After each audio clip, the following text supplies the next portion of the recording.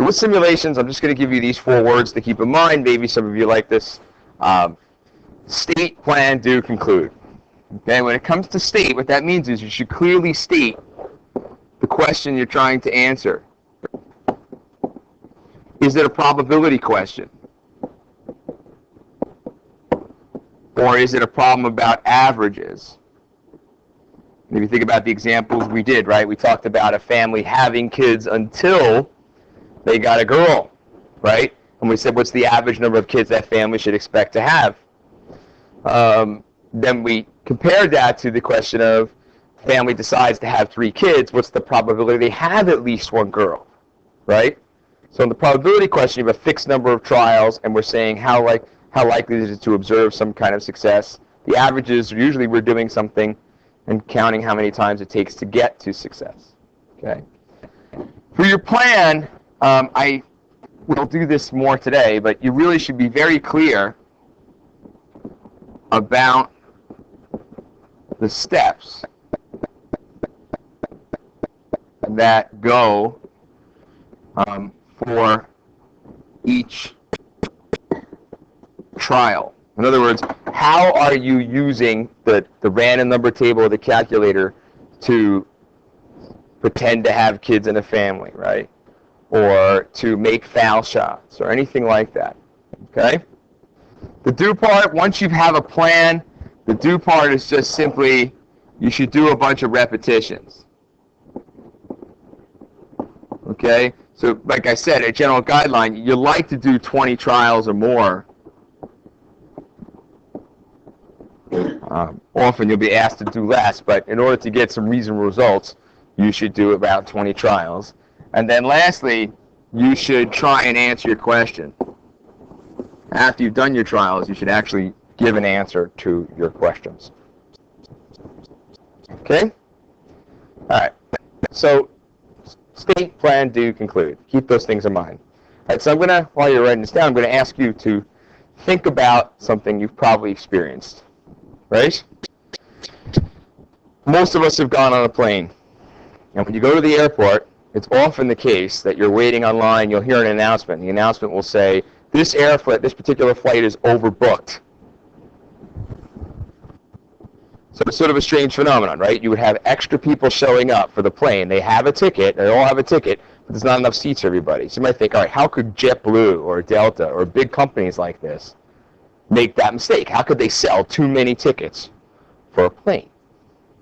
They actually do it on purpose because they're expecting a certain number of people not to show up. Pretty outrageous, huh?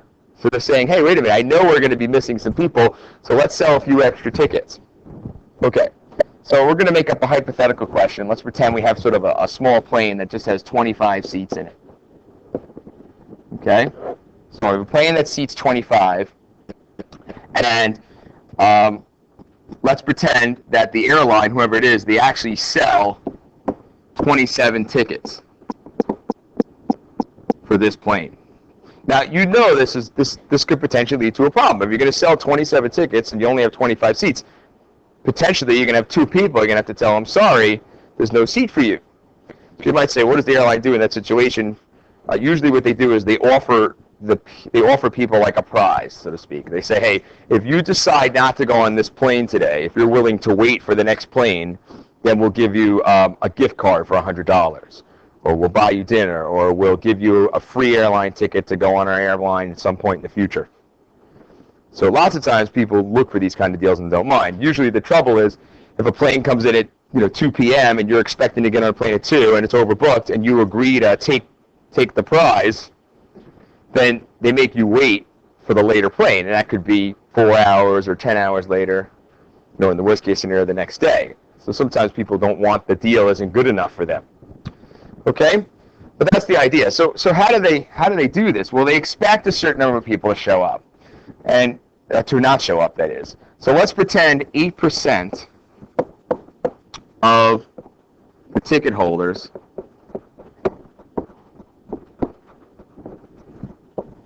will not show up. Okay. So the question now is, question is, and then we're sort of stating our problem, like we talked about, right? State, plan, do, conclude. The first thing is, how likely is it, what's the probability that the airline is going to have to give away a prize, right? Or it's going to be overbooked on a particular day. That's what we're worried about. They have to worry about more than 25 people showing up. So that's what we're going to attempt to answer now. So what we can do is we can model a person's behavior. If 8% of ticket holders don't show up, what we can say is 92% of them do. So if we were going to consider just one person at a time, we can let the numbers 1 to 92 represent that the person shows up. Okay, this is a ticket holder shows up. The 1 to 92 are going to represent those numbers, represent 92%. Okay, and then 93 to 100 means that they don't show. Okay, so we can use our calculator now to model like one person's behavior. Let's just do that. So let's go to the calculator for a second. And what we're going to do is we're going to press math, and then go to probability, number 5, random int, and we're going to do 1, 100. And if I hit enter, here's the first ticket holder. Remember, they sold 27 tickets for this flight. The first person showed up, right? There's the 92% chance they showed up. So here's the first person showing up. Here's the second person showed up, right? Now, you can think about it from this point of view. This airline is hoping that 2 people don't show, right? Here's the second person. The third person is a no-show, okay? Fourth person. Fifth. Sixth. Seventh. The 7th person's a no-show. This is actually okay. This is considered a success for the airline. If you think about it, what they did is they sold 27 tickets for a plane that only had 25 seats, right? And they don't have a problem where they're going to have extra people showing up. They're going to be able to not have to give away any prizes or anything like that. So from their point of view, I would count this as a success. Success means no overbooking. That's the term you use. You've overbooked a flight if too many people show up that want to get on the plane and you don't have enough seats. Okay? So that's a success.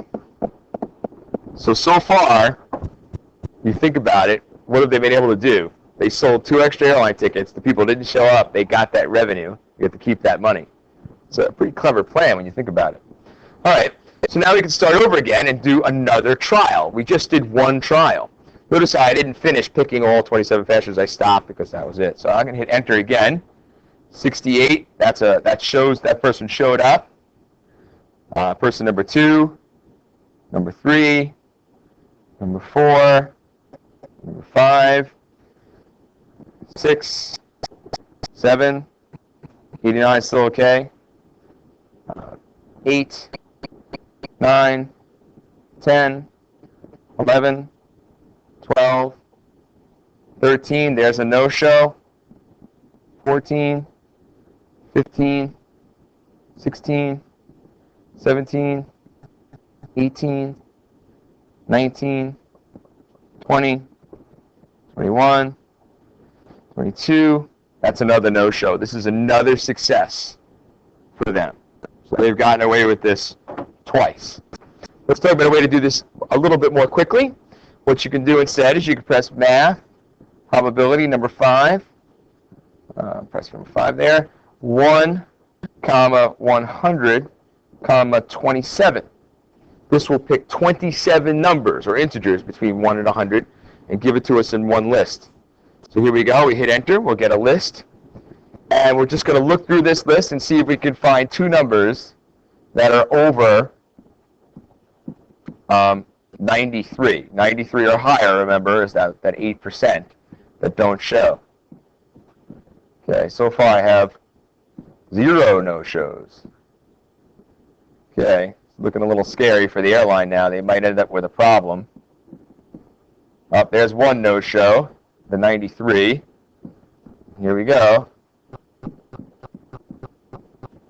Here we go. Nope, still and we're at the end of the list, this is a failure.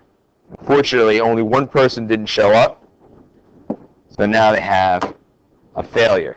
This particular situation, they had to give one person a gift card or some kind of prize to convince them not to go on the plane. The numbers. Go ahead. What do you got? Okay. Okay. Okay. My mistake there. Uh-oh. So I'll take one of those. Well, we'll keep that away. Go ahead. Okay, we're at this. So I'm going to add one here. 2 successes. Go ahead. 2 successes. Success. There we go. Now we're good.